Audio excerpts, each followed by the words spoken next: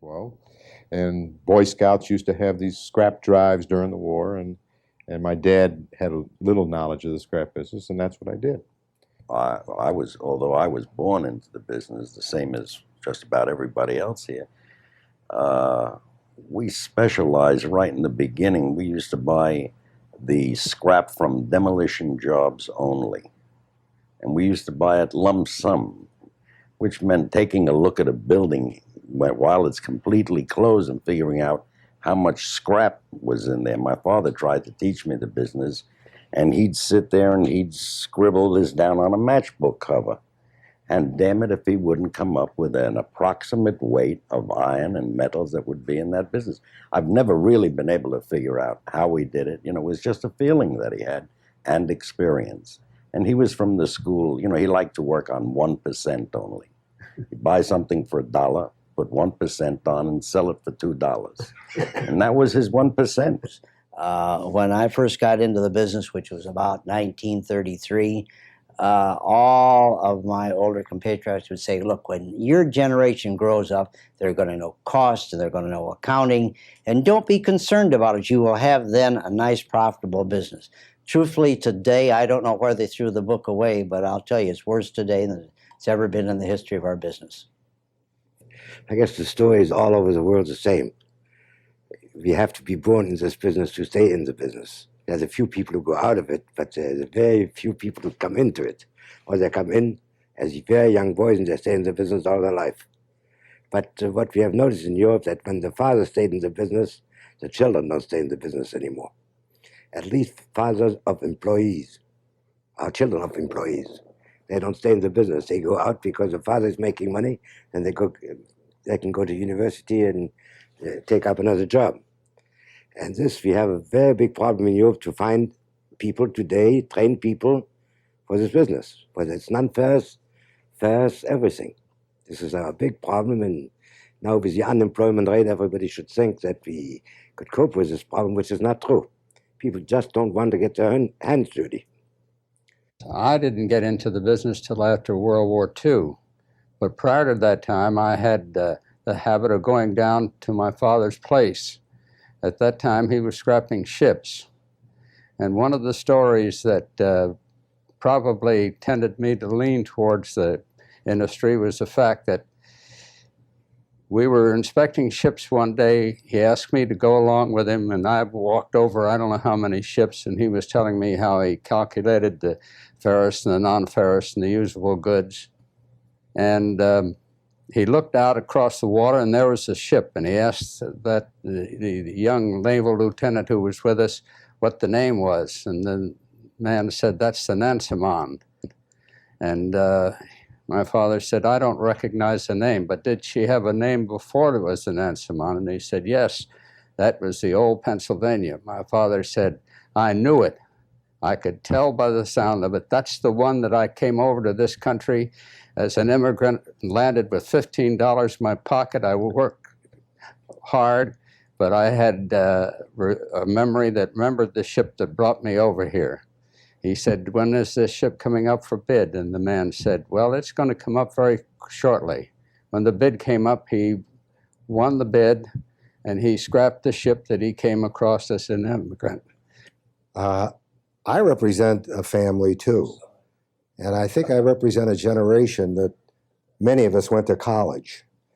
And we all got out of college full of vim and vigor and new ideas and felt we were going to change things around. Well, it took me about a year because I don't catch on that quickly. Others got a few months. That maybe the old man did the right thing all the time, because he certainly did. I can remember in 1932, of course, I was still going to high school, and I used to work at Summers and in the plant. We had a payroll of $100 a week. I remember any local peddlers would come in, had to unload their trucks by hand. We had one crane. We laid it off. It was a steam crane at that time. And we had one girl in the office, $9 a week.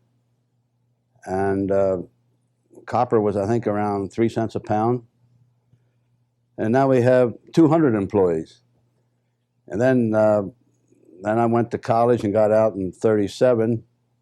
And Lanny was the same year. I thought he got out much earlier. He looks older. He looks a lot older. But anyway, I remember getting really firsthand experience in the scrap business because right after that, we bought a plant in Allentown, Northampton, Pennsylvania, which is outside of Allentown. And it was a cement mill. This was the cement mill that made all the cement for the Panama Canal in 1900. And it was 10,000 tons of steel there. And we bought it and wrecked the whole plant. And I stayed there and lived there for about a year and a half. And that's where I really learned the business because I was in charge of the job. And every day I handled a torch. I operated a crane. And I did the payroll. I did the whole work. So I really had my hand on everything. It was a great opportunity for somebody to do every end of the business. And now when somebody operates a crane in my plant, he thinks he's such a big specialist. It's no big deal. I mean, any jerk can learn how to operate. If you can drive an automobile, you can drive a crane, but they think they're such specialists. I learned more then than I did in 4 years at the University of Pennsylvania. I don't know what Leonard learned at Penn, but I learned more in Allentown in a year and a half. There's one story that I think that everybody here should appreciate, will appreciate. We were not only doing ship scrapping, but we also scrapped a few airplanes. And I went down to Midland, Texas with another man by the name of Bergerman. And we went to inspect a number of B-29 airplanes that they had stacked up in a field out there. So we went down plane by plane. Each of them had a serial number assigned to it. And I got to see one airplane. When I looked at the number was right, but I looked at the name, and the name struck a bell with me. It was the Enola Gay. So we finished the inspection, and I went back to see the sales contracting officer at the base at Midland, Texas Air Force Base. And I said, do you know what you've got out there in that pile of ships that you're disposing of? And he said, yeah, I know. I've got so many ships. I said, hey, look at this number. And it looked at his number. He says, that's on the list. I said, but it's the Enola Gay. Don't you know that that is the airplane that dropped the atomic bomb on Hiroshima? That's a historical ship. You ought to go back and tell Washington about it, that you've got the historical ship.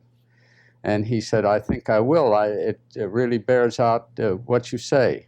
The next time I saw the Enola Gay, it was up in the ceiling of the National Space Museum. When I started in what was a family business, my father had been a plant superintendent. He passed away in 1940, and I started with my uncle's firm in early 40s. And at that time, we had jumped ahead of the industry. We were very diversified, like people are trying to be today. By diversification in those years, we handled rubber and bones and hides and just about anything else you could think of, rags and non-ferrous and so forth. And coordinating with what Carl Frieda said, we used to buy a lot of our materials by lump. And that is that when a fellow would come across the scale with a truckload, he would have everything on there. He'd have rags, non-ferrous and ferrous and everything else. And then we used to try to arrive at one price for the whole truckload and then move it into the different parts of the plant where we could separate it.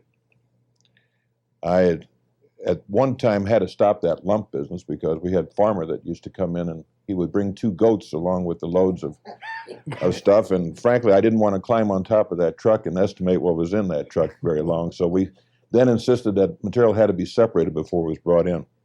Leon made reference to the fact that they're having a hard time getting the younger, educated children of people in the business interested in the business. But the truth of the matter is, I have often sat and said to myself, you know, if my dad, or maybe all of our dads who started out in these businesses, had to put up with all of the conditions that exist today, there would never have been a scrap business. But by the same token, the youngsters that are coming into this business today, if they don't have a college education, if they're not capable of understanding everything that's being thrown at them as far as regulations and everything else that goes on, whether it be on city, state, or federal levels. And computer practice. Right. They've got to be capable of doing this because it's a different world we live in today, whether we like it or whether we don't.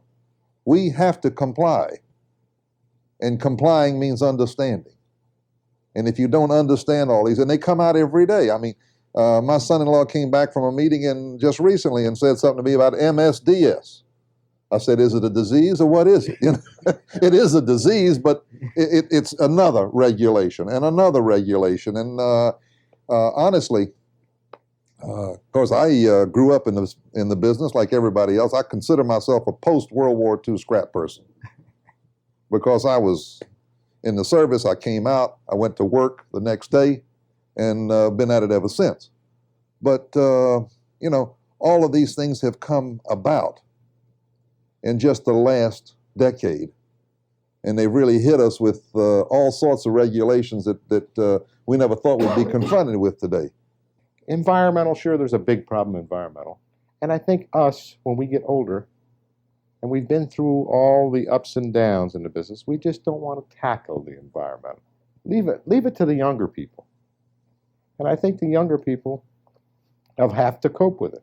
We're fortunate that we do have these seminars that we can send the younger generation or whoever we want to, whether it be a maintenance man or whether it be an executive, to pick up. We had to do that on our own. I can remember the days when we started and I had a philosophy that I didn't want anybody to do in our yard that I couldn't do myself, which meant that I could run a shear, I could run a crane. But that was that was a hard one. How about loading cars? I did push the wheel. I pushed the wheelbarrow. I pushed the wheelbarrow, and I put the bad stuff on the bottom and the good stuff on the top. I knew all of those things, Bernie. But today, it's a new world. I think the education and training seminar program that the Institute has helped not only the young people coming up, but also the owners, the fathers and father-in-laws, if you will, help them train, because I'm not so sure that all of you would have the patience to train your children in the business as much as they can get from the Institute education training seminars. I think they've been highly successful and been a tremendous tool. I'm fortunate. I've got two son-in-laws coming into business. And both of them have law degrees. Both of them are very well educated. One of them even practiced law for a couple of years. And he's just starting. He knows nothing, and really he's just now beginning. But I'll say this to you. If it were not for Steve, who's there now, I would probably be cited for every violation of all these things that require reading the fine print. That's just not my bag. I've operated this thing. I've shot from the hip. I feel that I instinctively know what's going on around there. Now with the computers and with all the stuff that goes on, if it weren't for them, I'd be ape. I've always said to our organization that if all the assets our company has had, tangible or otherwise, the Institute of Scrap Iron Steel has been the most valuable one. It's been because we've become aware of the world and outside of Atlanta, which we never would have become aware of before. We've become aware of different type of activities, different type of methods to attack various problems. We are aware of the various pollution problems. By being aware of them, we can avoid some of the problems. We don't buy certain items that before we didn't hesitate to buy, with residuals in drums, for instance. We don't buy anymore. But why? Because it's not because what we read, because of what we heard here in these various committee meetings and various board meetings, and during the conventions, with people's horrible problems they've had with the government or with some agency. That if we hadn't been aware of it through the Institute of Scrap Iron and Steel, we would have found it as well, in no telling what kind of trouble we've gotten into, dollar trouble, and even to the point where you'd even have to close down.